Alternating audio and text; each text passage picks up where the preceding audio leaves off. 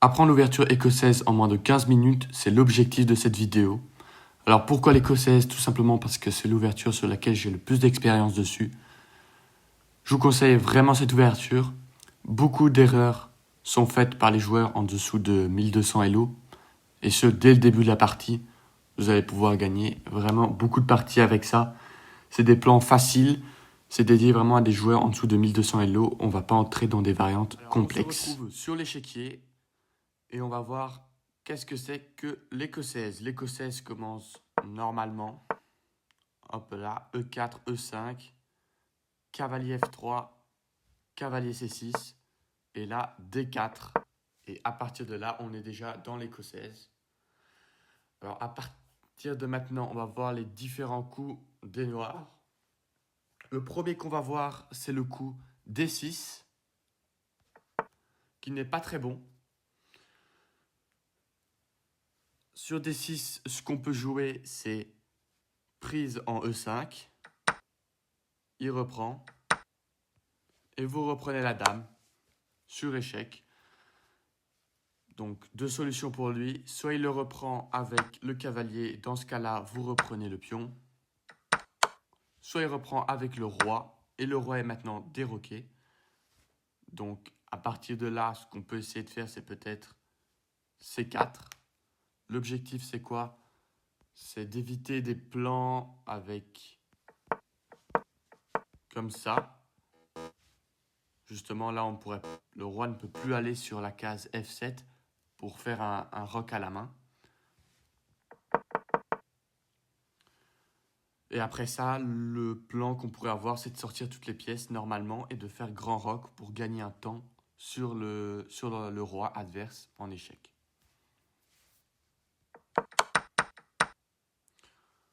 Donc D6, c'est mauvais.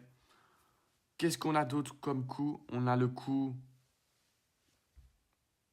prise, évidemment. Dans ce cas-là, vous reprenez. Ça, c'est le bon coup à faire, hein, donc prise, le meilleur coup. Et c'est le coup que beaucoup de joueurs font. Mais à partir de là, la plupart des joueurs commettent une grosse erreur, du moins en dessous de 1300 Elo. À partir de 1500 Elo, on commence à plus trop voir ça, mais beaucoup de joueurs font la faute de reprendre le cavalier.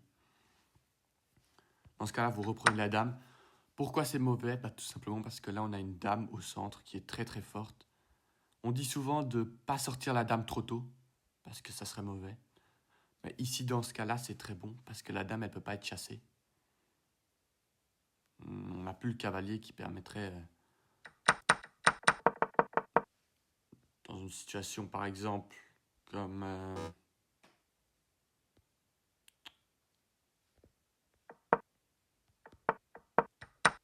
comme ici, la dame est au centre, mais directement, elle se fait chasser par le cavalier. Et ça, c'est mauvais.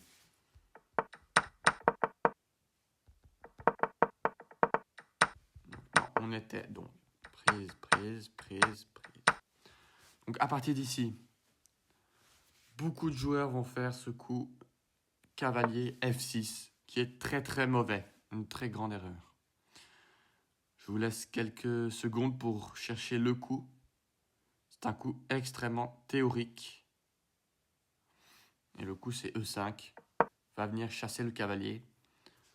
2 cases pour lui. Donc celle-là ici, il se fait manger. Ici aussi. Donc soit il revient ici, ce qui est quand même très très triste. Soit il va ici. Et là, il y a un autre coup. C'est G4. G4 et le cavalier est enfermé. Et vous gagnez la partie avec... vous commencez la partie avec un cavalier. J'imagine qu'on est content. Donc ensuite, ce que peuvent se dire les noirs, c'est de prendre le centre avant de sortir le cavalier, avec par exemple D6. D6 qui est en soi le meilleur coup dans cette position. Et là, il y a un plan assez connu et très efficace, c'est le plan des rocs opposés. Donc nous, on va faire grand roc. L'adversaire fera potentiellement petit roc et on l'attaquera avec les pions. Donc ce que ça donne, c'est cavalier ici. Ensuite, il sort le cavalier. Là, vous jouez. Vous pouvez jouer un petit coup de de F3 pour empêcher tous les cavaliers. Cavalier à G4. Donc F3, il sort ses pièces. Vous sortez le fou. Ici aussi. Vous faites grand roc, il fait petit roc. Et là, vous attaquez. Et là, vous voyez bien que vous avez une attaque qui est bien plus forte que la sienne. Là, la sienne, il est très loin encore de faire des dégâts. S'il fait ça, voilà, vous reculez ici. Hein. Vous allez bientôt pouvoir toucher le cavalier. Vous allez pouvoir là enchaîner comme ça. Et là, il se met là. Et vous continuez, quoi. Et lui, il fait ça, voilà. Vous continuez comme ça.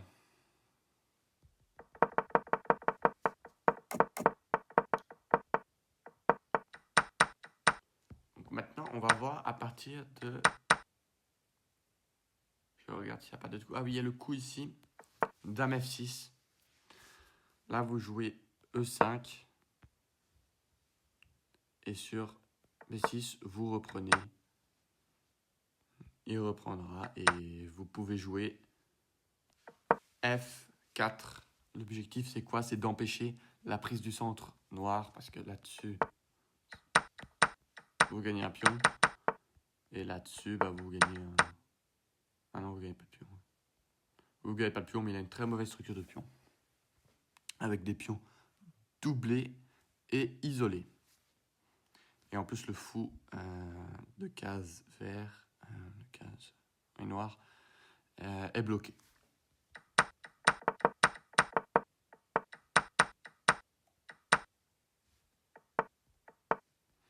Ce qu'on va voir maintenant, c'est à partir de là. Là, il y a deux bons coups qui sont fou C5 et cavalier F6. On va voir d'abord fou C5. Sur fou C5, il attaque deux fois votre cavalier, vous le reprotégez. Et ici, on va avoir deux coups. Il y a un coup qui est souvent vu quand même, bien que pas tellement, parce que généralement, quand il joue fou C5, c'est qu'il connaît sa théorie un petit peu. Mais c'est cavalier F6. Et là, il y a un coup qui permet de gagner une pièce. Est-ce que vous le voyez? Et le coup, c'est cavalier C6. Attaque la dame. Vous voyez? Mais attaque aussi le fou. Donc si le fou, comme ça, hop là, vous gagnez une dame.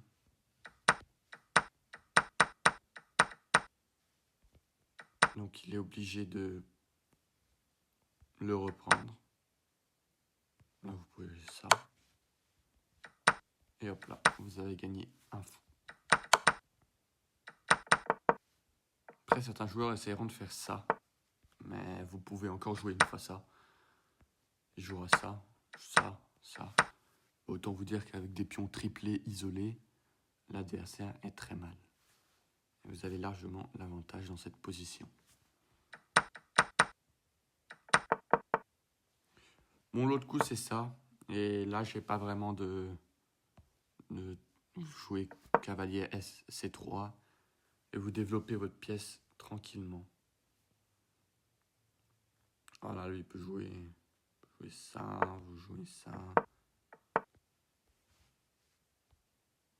Tranquillement. Attention, ici, il n'y a pas joué ça. Parce que là, vous n'avez pas une pièce. Maintenant, on va revoir un coup qui est sur ça, ça. Et là, donc, pour éviter... Excusez-moi, j'ai oublié. Hein, pour éviter justement le problème là, le piège avec cavalier F6, ils peuvent enlever la dame comme ceci pour attaquer le cavalier. Là, on est vraiment dans des variantes quand même complexes. Hein, je vous la montre un petit peu, mais vraiment, vous n'allez pas beaucoup la voir. Ça, c'est vraiment... Je crois que je l'ai vu une fois vers 1200 Elo, mais... Si vous êtes vers 1000 Elo, ça ne sert même pas... Ça ne sert... Bon, c'est toujours utile quand même, mais... C'est toujours utile pour apprendre les bases des échecs. les enjeux. Donc sur ça, vous jouez C3 pour reprotéger votre cavalier. Et à partir de là, bah, vous développez vos pièces tranquillement, quoi. Ce que je vous conseille de faire là, donc c'est en fianchetto.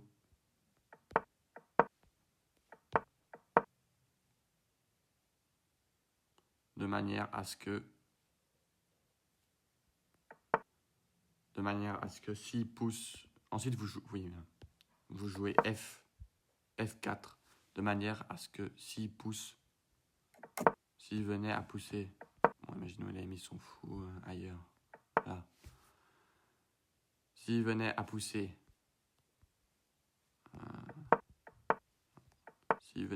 son pion ici en dessin, comme ça, quoi. Je pense que là,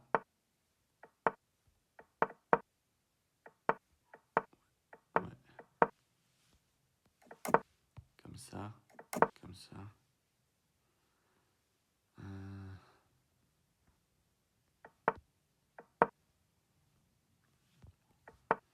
Et là-dessus, comme ça, voilà.